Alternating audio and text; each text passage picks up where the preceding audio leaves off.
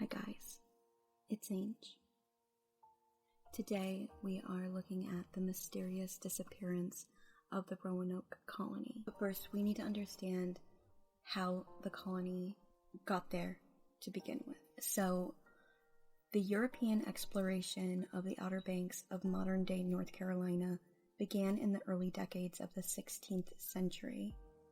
The Florentine Giovanna de Verencio, in the service of the French King Francis I, skirted the Outer Banks in 1524, and the following year the Spaniard Pedro de Cuello passed by on a voyage to the Chesapeake Bay. Neither the French nor the Spanish made any effort to settle the region.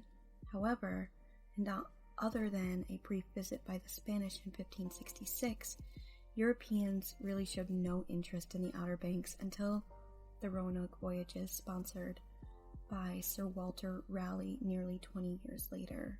So in 1584, Raleigh, an enormously wealthy courtier and favorite of Elizabeth I, and we will explore Walter Raleigh on another day. He got permission from Elizabeth I to establish a colony in North America. He got a letters patent, which was the legal instrument for the venture, were issued in the spring and permitted him to discover, search, find out, and view such remote heathen and barbarous lands, countries, and territories not actually possessed of any Christian prince and inhabited by Christian people, and to hold, occupy, and enjoy forever all the soils of the land, countries, and territories, so to be discovered or possessed.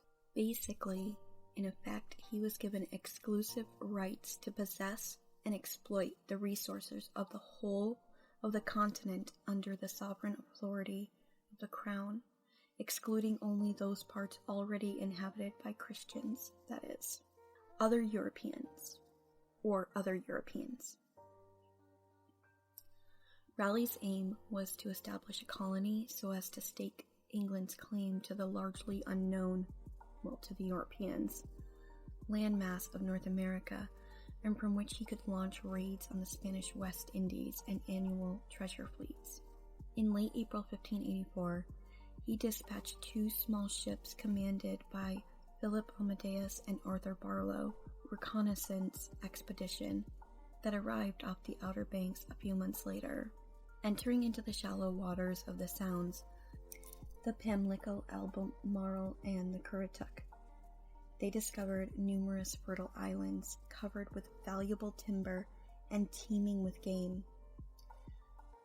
Local natives were described as very handsome and goodly people, and in their behavior as mannerly and civil as any of Europe. One island in particular might turn out to be a suitable location for the first English colony. Roanoke, 10 miles long and 2.5 wide, which was inhabited by peaceful natives who would be their friends and allies. On his return to England in the fall, Barlow wrote an enthusiastic account of Wingancon, as the English initially called coastal North Carolina.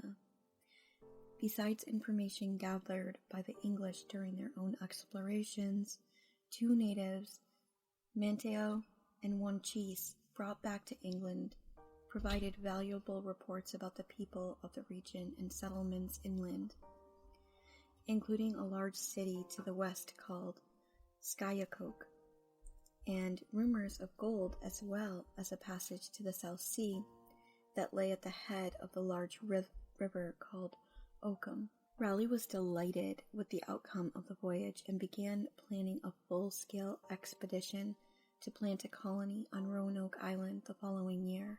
In April 1585, Raleigh fitted out a fleet of 5 ships and 2 pinnacles, carrying approximately 600 soldiers and seamen, under the command of Sir Richard Grenville, his cousin.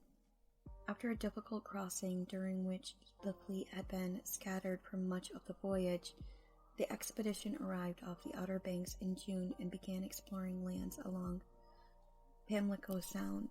After a difficult crossing, during which the fleet had been scattered for much of the voyage, the expedition arrived off the Outer Banks in June and began exploring lands along Pamlico Sound.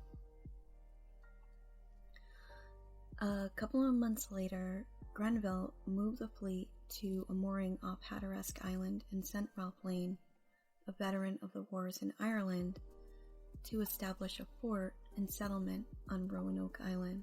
Grenville and the fleet departed shortly after to return to England for additional settlers and supplies, leaving behind a garrison of 108 men under Lane's command. In the winter and spring of 1585 and 86, Lane sent out 2 exploratory parties to the north and west. The first expedition discovered the mouth of the Chesapeake Bay and made contact with native people along the southern shore of the bay. The second, in the spring, explored the Chowan and Roanoke rivers, during which the English picked up stories from natives of copper, possibly gold mines far inland. But this time, Lane had concluded that the colony should be relocated to the Chesapeake Bay. Deep-water rivers would make better harbors for English shipping than treacherous waters of the Outer Banks, and from which colonists could mount further expeditions into the interior of North Carolina to find the native mines that had eluded him. Lane was forced to abandon Roanoke Island in late June 1586, owing to hostilities between the English and the Secretans, upon whom Lane's men depended for food. He arranged with Sir Francis Drake, who had arrived off Hatteras Island within a large fleet from the West Indies earlier in the month, to transport the colonists to the Chesapeake Bay. But a hurricane hit the coast as the men were about to embark, and persuaded Lane to return to England instead. Back in London, he reported his discoveries to Raleigh and emphasized the advantages of the Chesapeake Bay as a location for a settlement from which to fit out explorations inland to search for gold mines and a passage to the South Sea. Determined to make another attempt, Raleigh sponsored a final expedition and placed in command John White, who had been on the 2 previous voyages. In April 1587, White led a group of 118 men, women, and children, including his daughter Eleanor and his son-in-law Ennianus Dare, besides many friends and associates, to establish a settlement on the Chesapeake Bay, called the City of Raleigh. They never reached their destination, however. The mariners responsible for transporting them, led by the master pilot Simon Fernandez, put the settlers off at Roanoke Island instead, and refused to take them any further. After remaining on the island for 6 weeks, White returned to England with Fernandez at the end of August for supplies and reinforcements. So this is where our story is going to take a turn, and you're about to see why. So he was unable to get back to Roanoke Island for 3 years, by which time the colonists had completely disappeared, leaving behind only a cryptic message, C-R-O, and Croatoan, that told him they had moved to Croatoan Island 50 miles to the south, where Manto's people lived. Whilst trying to reach them, a fierce storm drove his ship out to sea, and the attempt was abandoned. White returned to England and then moved to Munster in southern Ireland, where he likely died in the early years of the 17th century. What happened to the colonists remains a mystery still to this day. So, standard historical accounts argue that a small group were moved to Croatoan Island probably in 1587 or early 1588, while the main group went to live with the Chesapeake natives on the southern shore of the Chesapeake Bay. Possibly, near the Lynnhaven River, or Elizabeth River. Other research has provided a different theory, whereby the main group moved due west up to the Albemarle Sound to the lands of the Roanokes. Some might have eventually moved further west up the Roanoke River and joined the Tuscarora people. Whether the southern shore of the Chesapeake Bay or in North Carolina, sent in the spring of 1607 by the Powhatan paramount chief, the father of Pocahontas, to destroy the colonists and their Indian allies. Wahunaskak apparently feared the possibilities that the Jamestown settlers who arrived in the Chesapeake Bay in late April might develop contact with the Roanoke settlers and peoples they lived with and thereby threaten his chiefdom. A few of the Roanoke colonists survived the attack, however, and fled up the Chowan River or found refuge with the Tuscarora people at a place called Okanahowan on the Roanoke River, and to the south, possibly on the Tar River, at a town named Packarackanick. Descendants of the small group of settlers who went to live on Croatoan Island also survived. So the New York Times says that Roanoke's lost colony was never lost, and this is what a new book. So they're saying a new book aims to settle a centuries-old question of what happened to a group of English colonists. Archaeologists said that its theory was plausible, but that more evidence was needed.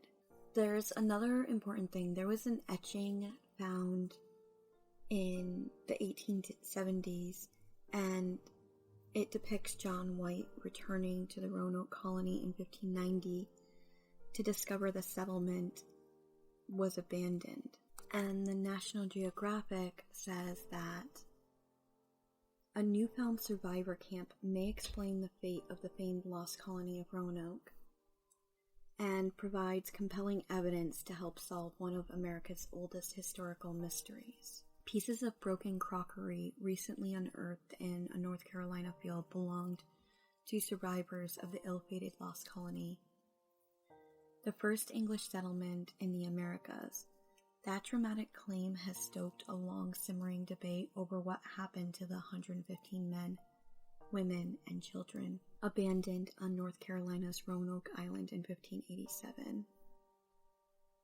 Working on a bluff overlooking the Albemarle Sound, 50 miles west of Roanoke Island, a team from the First Colony Foundation uncovered a trove of English, German, French, and Spanish pottery pieces. The number and variety of artifacts recovered provide compelling evidence that the site was inhabited by several settlers from Sir Walter Raleigh's vanished 1587 colony, said archaeologist Nick Licchetti, the team's leader. The announcement came just months after another archaeologist claimed to have found objects related to the lost settlers on Hatteras Island, located about 50 miles south of Roanoke Island. If both discoveries hold up, they support the theory that the colonists split up into two or more widely separated survivor camps, almost certainly aided by Native Americans, with whom they likely assimilated. The lost colony was made up largely of middle-class Londoners who found themselves stranded on the North Carolina shore when the Spanish Armada attacked England, plunging their nation into war.